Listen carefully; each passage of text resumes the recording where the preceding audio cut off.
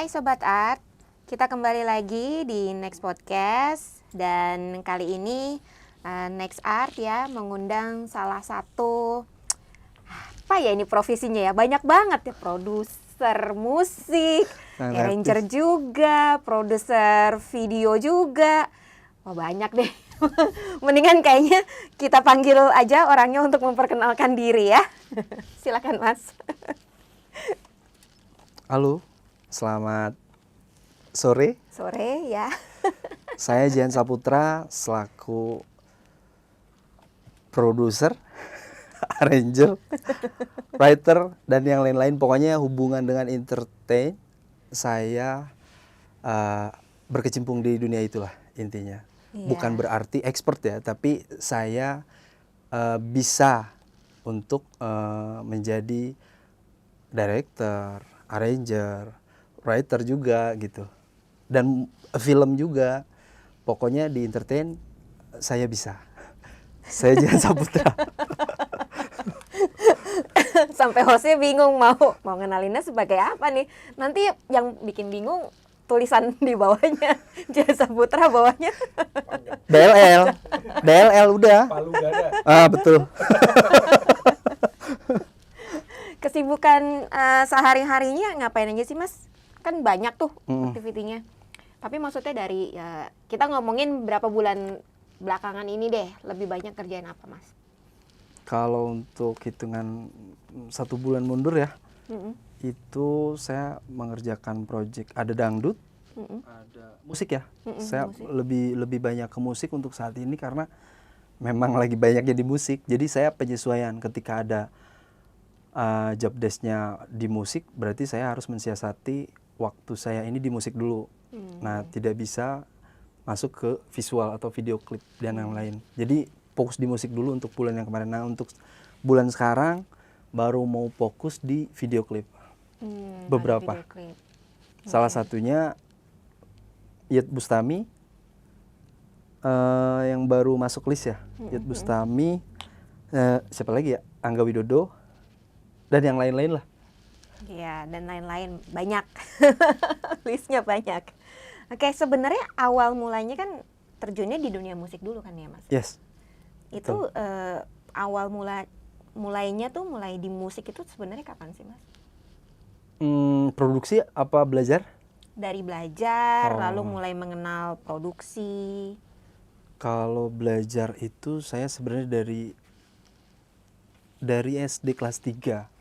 Udah dari kecil saya memang suka musik. Sampai berjalannya dengan waktu yang cepat. Di 2000, saya lupa 2000 berapa ya, masuk ke dunia digital itu sekitar 2006 apa 2007 gitu. Itu saya mempelajari dunia digital, menguasai software recording. Di situ saya belajar mengaransemen musik gitu. Di 2006 sampai 2007 lah. Awalnya dulu main instrumennya apa tuh Mas? Dulu itu gitar. Basicnya di gitar. Ya, sebelum kecelakaan kan saya sempat ada insiden kecelakaan ya, patah tulang. Di situ saya berhenti 3 tahun. Akhirnya saya berhenti main musik karena sudah nggak sinkron tangannya. Itu 3 tahun kecelakaan, karena kecelakaan. Nah di situ saya belajar yang lain-lain, olah vokal lah, apalah gitu, sampai sekarang. Jadi bisa nyanyi juga nih Mas? Bisa nyanyi juga. Bisa. Di YouTube-nya ada kok nyanyinya Mas Dan waktu zaman-zaman Covid awal tuh. Ada yang kepoin ternyata. Itu iseng Mas, daripada boring. Harusnya sih pasti bisa, karena kan untuk ngebantu direct vokal. Tapi jarang. Baca, setahu saya operator ya jatuhnya kan. Saya mempelajari sebagai operator recording gitu kan dulu. Rata-rata yang saya temuin, kalau operator ini dia jarang yang namanya menjadi vocal director. Jarang banget. Paling dia tahu, oh ini pales, oh ini enggak, tapi dia nggak bisa nyontoin. Nah saya belajar lah di situ, biar lu coba gimana bisa nggak? Bingung kalau digituin. Nah, kalau digituin bisa. Asal jangan keroncong. Oh iya. Saya keroncong, give up. Keroncong murni. belum ke situ ya ininya. Karena belum ada proyeknya Mas. Kalau ada proyek keroncong ya mungkin saya pelajari ya, yang murni tapi ya, bukan keroncong udah campuran. Nah, Begitu. dari awalnya musik terus tiba-tiba ke video, itu gimana ceritanya? Nah, pas masuk ke video ini ketika saya jalan produksi musik dan melayani klien, beberapa klien, anak-anak band lah gitu ya. Yang dimana waktu itu video klip tuh mahal, Mbak. Ya. Dan saya ini tipikal orangnya tuh selalu pengen tahu apapun itulah. Apalagi dunia entertain itu saya mempelajari. Jadi kasihan ini mereka nggak ada wadahnya. Meskipun mereka mempunyai keinginan untuk membuat klip, tapi kantong mereka tuh nggak cukup. Akhirnya memaksakan diri saya mempelajari dunia visual di 2008 kalau nggak salah 2008 saya mempelajari dunia visual di situ. 2009 saya perjalanannya melelahkan lah, menggunakan equipment yang sangat super sederhana gitu ya. Tapi mereka bahagia waktu itu karena memang jasanya kan mahal waktu itu. Akhirnya saya di situ belajar dunia visual sampai ke dunia 3D. Nah, di dunia 3D ini saya sampai hafal tuh 2012 sampai 2013 tuh udah hafal tuh, udah mulai ngerjain project-project gitu. Baru sampai akhirnya dapat project besar itu yang tadi kita cerita Oh ngobrol di iya, belakang tuh. iya the first projectnya saya pernah garap yang namanya Pocari Sweat perusahaan Iron itu. Nah itu the first project saya yang nilainya bagi saya fantastik karena waktu itu beda project sebagai operator recording kan segimana sih ngedirect lagu gimana versus saya ngerjain 3D yang dimana wow ini uangnya gede banget ya, disitulah saya tergugah untuk masuk jadi 3D maker gitu. Cuma seiring berjalannya waktu ternyata banyak anak-anak muda tumbuh gitu ya, usia-usia belasan, mereka lebih rajin. Dan saya bukan stop sih, karena saya melihat teknologi sekarang lebih maju ya. Serba simpel dan yang dimana waktu itu serba manual, kalau sekarang udah template ya. Jadi di situ saya memutuskan nggak terlalu terjun di 3D banget sih. Tapi harus tetap basic, harus tetap karena memang kebutuhan di visual suatu ketika tetap digunakan lagi begitu. Basicnya harus ada tetap Yes, ya. basicnya tetap harus ada. Dan adaptasi dengan perubahan-perubahan yang ya seiring dengan berjalannya waktu kan. Ya, jadi menyesuaikan. Intinya saya dari 2008 sampai saat ini masih bergerak di visual dan musik juga. Nah, selama berkecimpung di dunia musik maupun video nih, suka dukanya saat belajar kan pasti banyak kan Mas. Belajar itu kan proses belajar itu kadang ya bisa dibilang melelahkan gitu ya, tapi juga ada mungkin yang satu titik yang ngerasa ih bisa loh ternyata belajar kayak gini gitu. Oh, ada lebih ini mungkin saya baru pertama nih diceritakan di umum. Jadi ada satu cerita dulu ini saya main band lah, bermusik lah, membentuk band. Pada saat itu saya dipegang ada salah satu manajer, dia yang pemodal lah gitu ya. Dibentuklah suatu band yang bergenre rock di komunitas The Purple. Nah waktu itu saya berjalan main band di situ, disekolahkan di satu sekolahan di Jembatan 3 ini saya lupa. Dulu itu hanya 6 bulan. Prosesnya hanya 6 bulan, sedangkan saya 2 tahun baru lulus. Di situ saya mengalami yang sangat, ini nggak mungkin kayaknya saya bisa. Karena apa? Fasilitas. Fasilitas, ini yang saya kesulitan tuh ketika, kan operator digital. Udah judulnya operator digital kan. Berarti lu harus punya laptop atau PC. Pada saat itu, pasti banyak yang tahu, MMX itu harganya 12 juta. Yang sekarang harganya 25.000 juga nggak akan ada yang beli. Itu harga waktu itu 2008 kalau nggak salah itu 12 juta MMX. Saya ingat itu MMX. Nah, karena saya nggak kebeli itu, akhirnya saya ketika masuk belajar itu tuh pakai buku baca. Dan semua muridnya itu pakai laptop MMX. Saya inget banget. Dan saya pakai buku. Kan nggak masuk akal ya. Wah, itu di situ saya ngerasain takut mubazir kan, berbulan-bulan karena mahal juga kan. Saya lupa per setengah jam tuh 300.000 kalau nggak salah saya bayarnya waktu itu. Dan bukan saya yang bayar, manajer. Dan ketika di pertengahan manajer udah angkat tangan kan. Akhirnya saya yang bayar sendiri dengan cari uang sendiri juga lah gitu. Dengan banyak hal yang saya lakuin. Akhirnya di situ saya berpikir dengan keterbatasan akan menjadikan semangat saya melewati orang-orang yang berkecukupan. Pada saat itu saya berpikir ke situ. Karena belum tentu yang berkecukupan ini mempunyai semangat yang tinggi daripada orang yang tidak berkecukupan. Saya merasakan karena memang waktu itu nggak mungkin kebeli nih MMX 12 juta laptop gitu. Sedangkan saya juga mau beli alat-alat kayak alat-alat recording lah apa segala macam gitu ya. Akhirnya saya di situ mengalami belajar yang tidak masuk akal, yang dimana harusnya pakai laptop, saya pakai buku. Nah itu kisah ceritanya saya yang masih keinget sampai sekarang. Dan ternyata kok sampai saya pas reuni, alhamdulillah saya udah masuk sini mas. Alhamdulillah aman. Begitu. Wah, seru ya. Benar-benar menghargai banget. Karena ya dari cerita saya ini saya memberikan contoh dan itu fakta ya, dan saya udah riset. Memang rasa kecukupan ini akan membatasi pengetahuan seseorang. Betul. Percaya tidak percaya itu akan membatasi, karena berpikir secara rasionalnya orang itu merasa cukup, udah selesai. Beda sama orang yang memang keadaannya belum ada nih. Semua equipmentnya nggak ada, dia harus sewa atau dia harus pinjam, dia harus datang ke sini untuk pakai alat itu.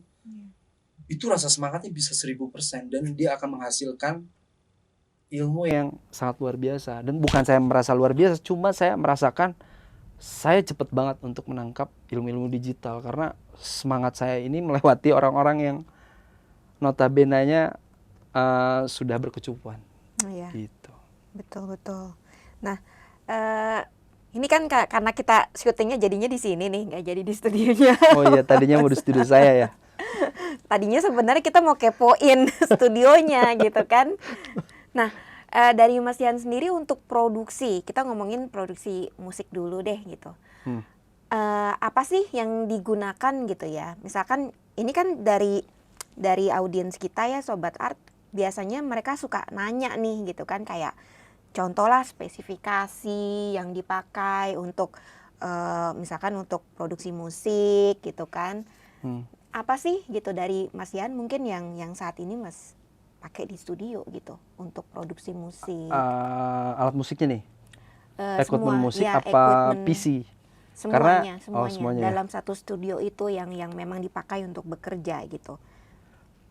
Untuk yang saya pakai PC, saya menggunakan Cubase ya, bukan Pro Tools. Karena dari dulu bukan nggak mau, sebenarnya bisa aja ke Pro Tools karena rekomendasi para musisi semua Pro Tools mengatakan the best, sound the best lah gitu ya. Tapi saya pribadi mengatakan ini yang buat bukan orang Ciledug, bukan orang Tebet nih, bule juga, dan mereka sudah berpikir sejauh mungkin gitu ya. Mungkin belum ketemu gitu kan. Tapi saya percaya yang saya gunakan ini tetap bagus kok. Masih bisa bersaing dengan produk-produk lain. Terus PC yang saya pakai ini generasi 10. Spek PC ya? Spek PC saya ini yang saya gunakan generasi 10. Saya pakai RAM 64 GB. VGA saya pakai RTX 3060 yang 12 GB. Saya menggunakan NVMe yang 500 GB, SSD 2 TB, dan yang lain-lain masih banyak. Kalau hard disk saya puluhan, karena memang database kan banyak banget bekas itu. Untuk spek recording saya menggunakan sound cardnya Presonus sama Iconic, terus monitor speakernya saya pakai M Audio BX8 sama Meizu GL. Disebutin semua ini. Enggak sih, maksudnya yang Kalian promo. Satu lagi mic-nya saya pakai EGZ yang old banget sih, yang solid tube, yang langka banget. wah, Begitu. seru. Tapi memang di studio itu sudah sekalian apa ya, kayak bisa take vokal di situ Oh juga. bisa. Memang sudah didesain, udah Ya. jatuhnya kayak home recording ya. Yes, betul. Saya memang udah didesain itu biar satu ruangan ini berfungsi banyak. Jadi saya bisa edit film, video klip, edit musik, take vokal gitu. Jadi di dalam ruangan itu harus dimaksimalkan gitu. Dan ini juga spek yang dipakai juga untuk untuk video juga ya, Yes. mengerjakan. Jadi Karena semuanya. ya makanya spek PC saya pakai RAM 64 GB kan Mhm. itu lebay banget ya. Karena memang butuh proses saya ketika buka satu program, buka program lagi, buka program dan buka terus Iya, banyak. Itu saya membutuhkan memori yang besar gitu. Makanya saya pakai RAM-nya 64 GB. Iya, biar multitaskingnya juga Ya. enak Dan ya. itu sebentar lagi ketinggalan, Mas. 64 GB saya harus update ke 256. Iya serius. RAM-nya saya harus butuh 24 juta lagi itu buat RAM. Aduh. Pernah nggak sih Mas mengalami satu momen, pasti pernah lah nih, nggak mungkin nggak, momen yang bener-bener, kan ini kan berhubungan dengan kreativitas kan, baik di musik gitu ya, lagi ngerjain musik, arrange lah, contohnya misalkan arrange musik, atau mungkin di video gitu ya, butuh ide untuk bikin entah itu storyboard atau apa gitu ya, cerita lah gitu. Bener-bener mentok, nggak ada ide, bener-bener kayaknya kreativitasnya tuh kayak tiba-tiba terblok gitu. Oke, itu. Nah, hal gila apa yang pernah dilakukan seorang Jan Saputra untuk ya menghadapi, membalikan iya, gitu ya. supaya idenya itu muncul lagi. Nah, ini sebenarnya Mbak Ica ini kayak dukun ya. Ini justru saya mengalami hal aneh ini baru-baru sekarang, baru-baru beberapa bulan ini. Belum pernah ngalamin hal yang kayak gini ketika saya suruh berpikir, nggak bisa berpikir. Baru-baru beberapa bulan ini. Jadi kayak saya arrange musik dong. Kok kayak mentok ya? Bener-bener blow on banget, ini apa yang salah ya? Terus edit video dong, kayak blow on banget. Apalagi 3D yang crowded banget ya. Itu saya juga bingung, bulan-bulan ya jatuhnya udah 3 bulan nih. Saya seperti idiot banget gitu ya. Akhirnya saya mutusin, kayaknya saya berbicara secara physically ya. Badan saya ini sangat jarang mengeluarkan keringat. Apa saya butuh olahraga untuk melancarkan sel-sel darah yang ke otak. Iya.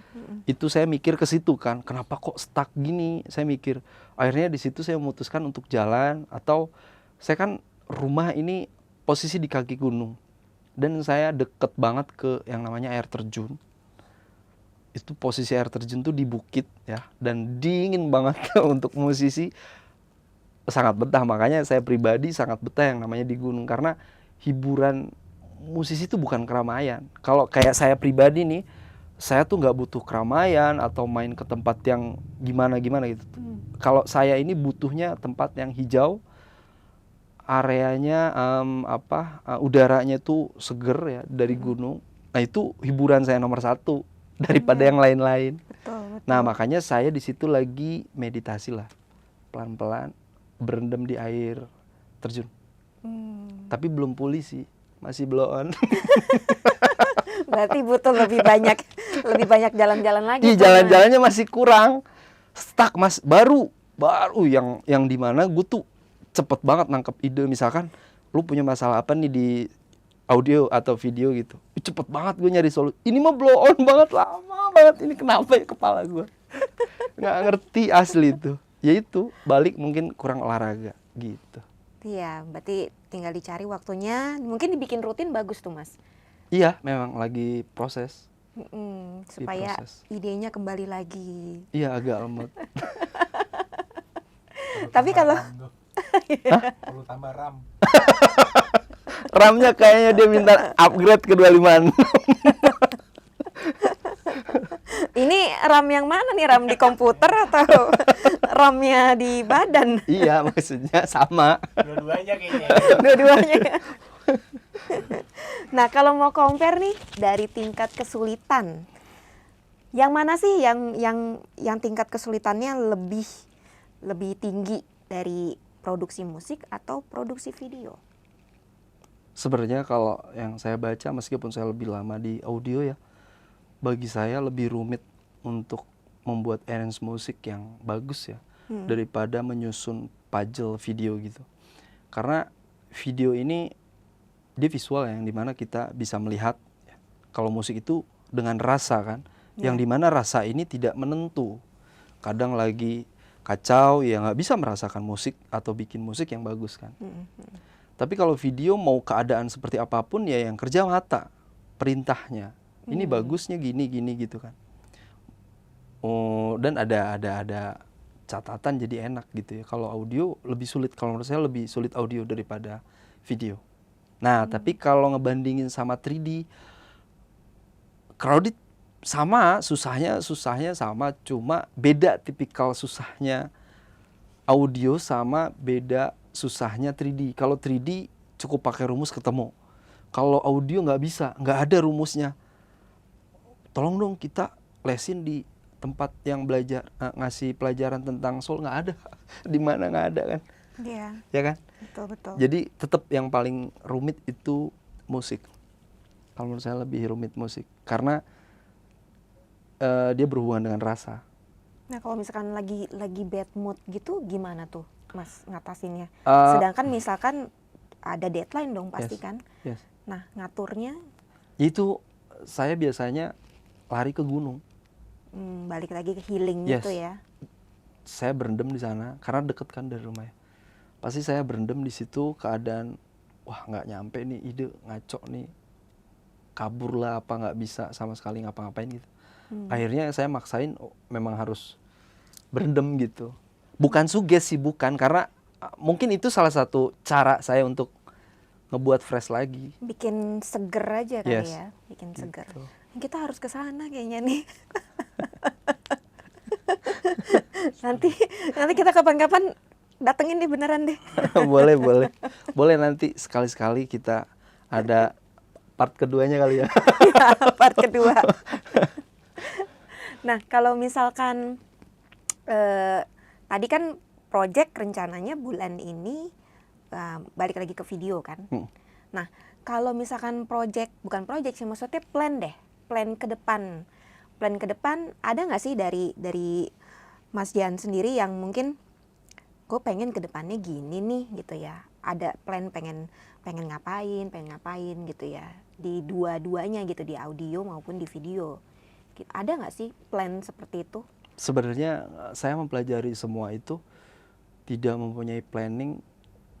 Ya alhamdulillah kalau memang dasarnya jalan semua ya.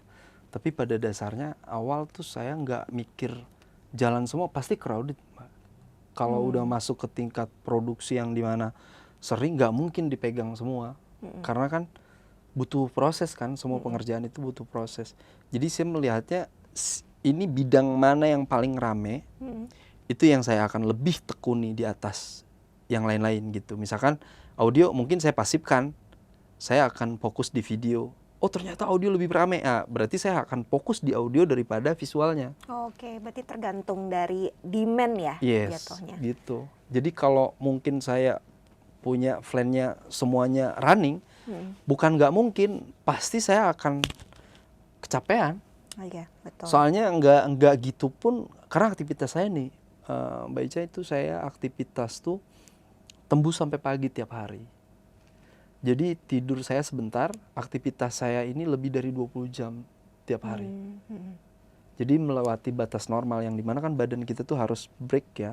Iya. Katakanlah, makanya ada jam kerja 8 jam. Ini enak banget.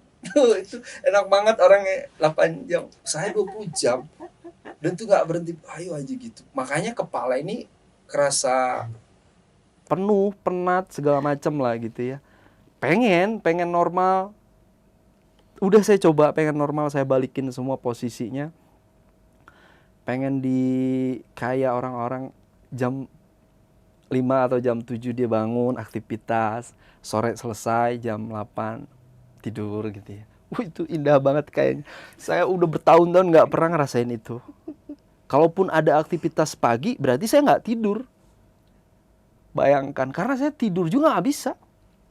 Karena udah dibiasakan itu proses untuk membalikannya ini. Saya tahu sih, metodenya pernah saya coba. Saya nggak tidur 2 hari. Jadi pas jam 7 saya tidur. Bisa balik lagi ke normal begitu. Dulu aku gitu tuh Mas, masih zamannya nyanyi ya, masih kenceng banget namanya ngamen gitu kan. Tidur ya selesai nyanyi tuh bisa jam 2 pagi, sampai rumah tuh bisa jam 3. Baru tidur tuh orang bangun, kita baru tidur gitu kan. Bangun siang, latihan nyanyi lagi, sore siap-siap lagi berangkat. Itu dulu aktivitinya kayak gitu. Tapi ya sejak pindah nih ke dunia kantoran berubah total udah. Awal-awal tersiksa banget bangun pagi. Wah, itu kayaknya Berapa lama prosesnya? oh lama Mas Seminggu? adaptasinya. Adaptasi Bulan-bulan awal kerja tuh masih sampai pernah tidur di kantor. Udah nggak kuat banget kan karena tidurnya kurang ya. Udah sampai tidur. Tutup pintu. Gak ada bos kan. Tidur. Dulu gitu. catatan. Dulu gitu. Tapi akhirnya makin lama ya berubah dengan sendirinya sih. Gitu. Makanya sekarang kalau disuruh ya nyanyi. Wah, kalau udah jam-jam malam udah ngantuk. Udah gak bisa. Kalau saya pribadi nggak bisa dipaksain.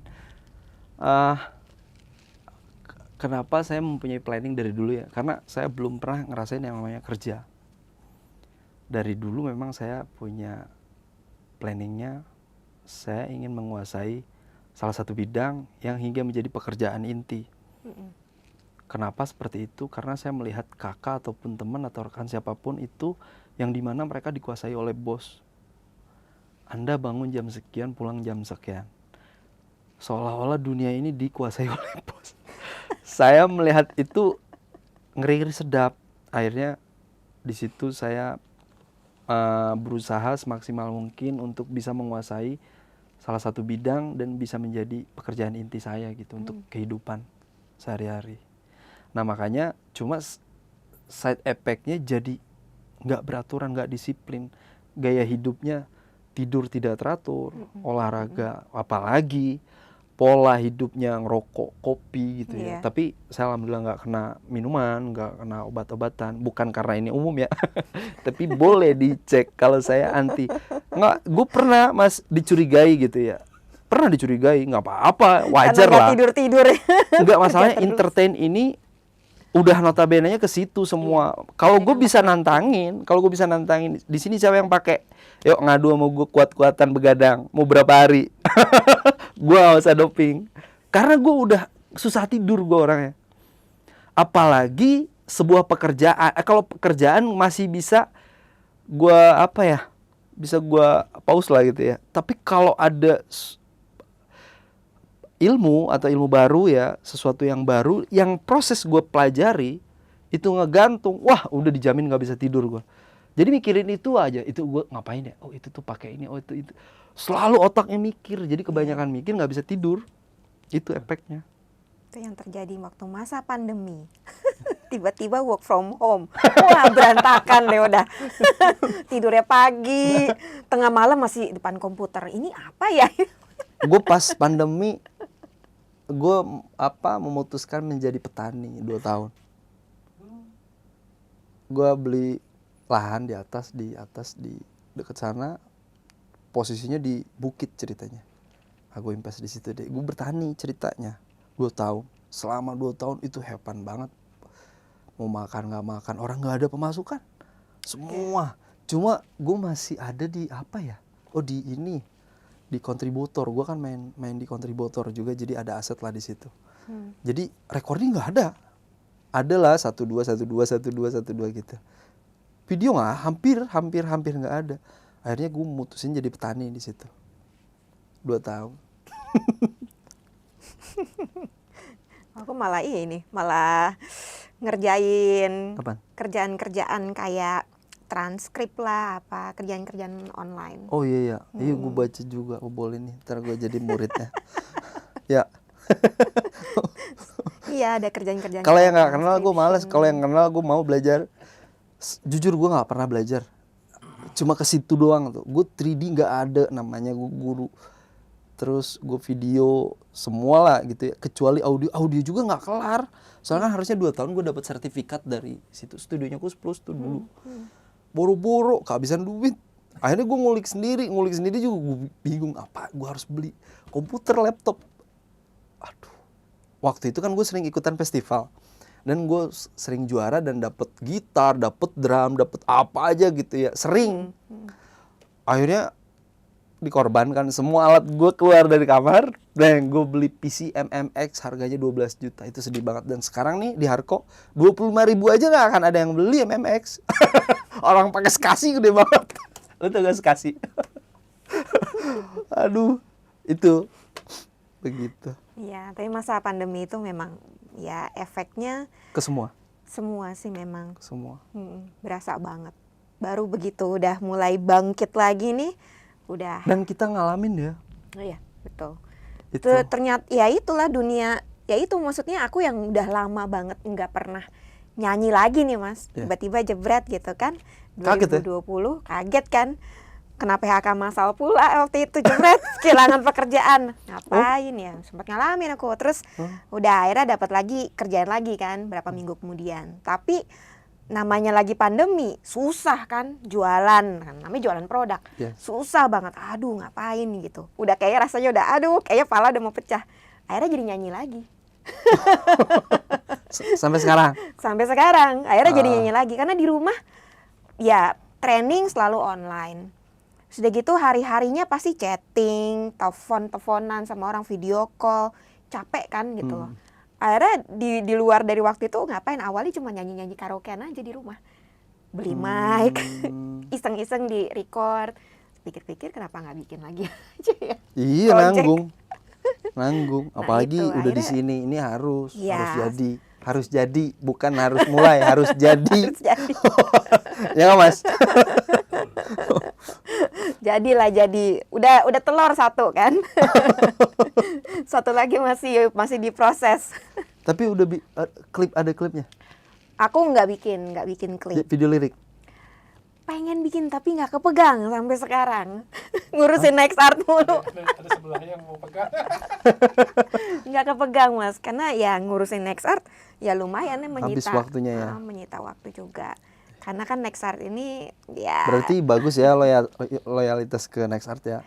Wah, ya ini harus dong Mas. Mas Rio nih, perhatikan nih artis kita. Sukses buat single terbarunya nih Mas Rio. Ya, single terbarunya ya. Ya, next art ini kan sedang dibangun.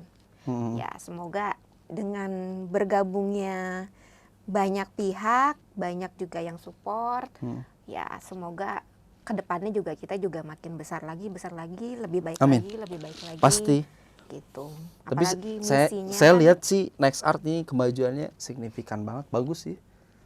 Berjalan dengan lancar kalau menurut saya. Ini Iya. soalnya banyak banget, katalognya sekarang udah banyak banget. Dalam waktu hitungan berapa bulan langsung Iya. lumayan naiknya. Amin. Semoga ya. sistem dan trustnya orang itu makin tinggi gitu. Nah mungkin dari Mas Jehan ada yang mau disampaikan nih untuk ya user kita udah cukup banyak loh sebenarnya sekarang. Mungkin ada yang mau disampaikan ke sesama user buat apa ya, memotivasi mereka jadi lebih produktif atau apa gitu. Karena kan musik ini sekarang udah mulai bangkit dari keterpurukan selama pandemi kan Mas. Sekarang event-event aja di luar gitu ya. Yang namanya konser kecil-kecilan aja tuh ramenya bukan main Mas. Karena haus mereka. Iya. Haus hiburan. Iya, jadi ya yang istilahnya cuman band-band kecil yang mungkin ya dibilang bagus banget juga ya begitu aja, tapi itu rame gitu kan. Orang banyak yang memang menikmati karena mungkin selama 2 tahun itu bisa bilang haus hiburan, merasa terpenjara gitu. Jadi musik itu sekarang dari yang kecil-kecil aja juga bergerak gitu kan. Yes. Nah, mungkin ada yang bisa disampaikan ke sesama usernya NextArt, atau mungkin yang belum menjadi user tapi mungkin mereka juga lagi mikir mau apa ya gitu, mau bikin apa ya di musik ya gitu. Ya, saran saya untuk musisi atau yang sudah member ke NextArt, pertahankan.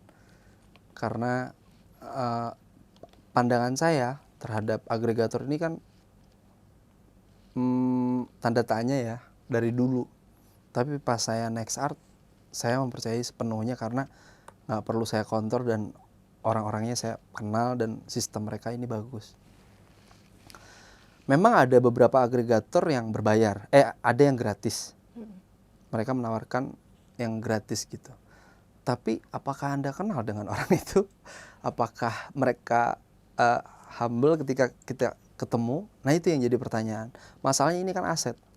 Ya. Kalau kita bicara aset, kalau orang itu kita nggak kenal, terjadi sesuatu kita nggak tahu, men.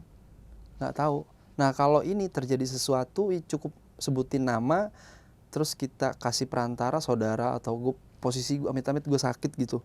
Terus ada aset gue naik nih misalkan, gue bisa nyuruh siapa aja atas nama gue gitu, atau adik gue atau saudara atau siapa, gue nggak punya adik, sorry lupa. Kakak gue maksudnya. NextArt untuk saat ini yang gue tahu dan yang gue nilai untuk saat ini paling gue percaya daripada agregator yang lain, itu satu. Dan untuk semua musisi atau pencipta baiknya daftarkan ke sini segera untuk konten-kontennya ya, untuk katalog lagu-lagu yang belum didaftarkan. Di sini lebih aman lah, lebih ke kontrol. Kalau untuk materi misalkan nggak ada, terus beralasan harus produksi, mengeluarkan budget, itu bisa diakalin ke home recording. Misalkan jangan punya planningnya, gue harus ke studio besar, nggak usah. Sekarang tuh maaf ya, gue bukan ngejelekin, audio nih nggak bisa jadiin nomor satu karena apa ya, mereka rekaman pakai handphone aja tuh jadi dan laku loh. Iya. Sedangkan mereka yang rekaman di studio rekaman yang persipnya jutaan itu sampai berbelas-belas juta, habis puluhan juta, nggak ada hasilnya, no men. Kalah yang dengan orang rekaman pakai handphone terus mereka viral. Sakit hati nggak tuh produser? Sakit. Bagusnya nggak bunuh diri. Jadi jangan ada keterbatasan untuk berekspresi di dunia musik. Intinya berbuatlah, mau itu dari handphone, itu masih bisa dilisensikan, bisa didaftarkan kok. Dengan satu syarat, karena bukan berarti mengucilkan aplikasi Play Store ya, yang dimana berbasis Android atau iOS. Mereka juga sudah mumpuni karena mereka sudah menyesuaikan dengan teknologi yang terbaru. Jadi di handphone aja bisa rekaman kok. Ada aplikasinya? Ada. Aku pernah coba. Ada. Hasilnya lumayan bagus. Ada yang gratis, ada yang berbayar. Ya bagusnya yang berbayar karena VST-nya semua keluar lah gitu. Untuk efek-efeknya semua keluar daripada yang gratisan. Jadi saran saya cepet-cepet buat lagu yang sebanyak mungkin dan daftarkan segera ke NextArt. Udah coba tuh aplikasi di Android.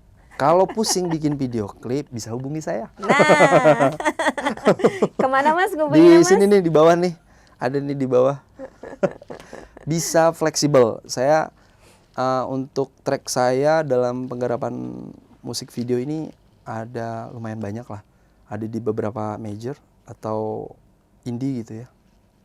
Salah satunya kayak kalau artis dangdut Rita Sugiarto, Nasar, Iyeth Bustami, Oma Irama dan yang lain-lain lah. Pokoknya kalau untuk yang artis dangdut gitu ya, itu saya lebih sering daripada artis pop. Intinya gitu. Nah, saya menyesuaikan kalau mau produksi, misalkan ada klien datang ke saya bisa fleksibel menyesuaikan keadaan. Ya, sesuai budget ya. Ya, sesuai budget. Anda ingin profesional banget, high banget hasilnya, bisa. Kenapa enggak? Mau 3D, mau Unreal, bisa. Cuma lihat kantong Anda, kalau kantong Anda cukup, ayo. Karena sesuai kebutuhan itu yang menjadikan patokan budget itu dari konsep. Iya, betul. Begitu. Promo sedikit nggak apa? Nggak apa-apa justru. Tapi karya-karyanya Mas Jan ada semua di YouTube kan ya? Ada. Jadi Sobat Art bisa langsung cek ya, Cek. bisa lihat. Ada Rhoma Irama, ada Rita Sugiarto, ada Nasar, ada siapa lagi ya, Niki Astria, ada ya gitulah, banyak lah. Masih muda tapi pegangannya. Ngeri banget. Tapi menyesuaikan, Mbak. Bukan Iya. berarti saya bicara ini pasti mahal, karena saya kejebak juga dengan katalog itu tuh enggak mahal. Akhirnya orang itu bikin dia sama orang itu.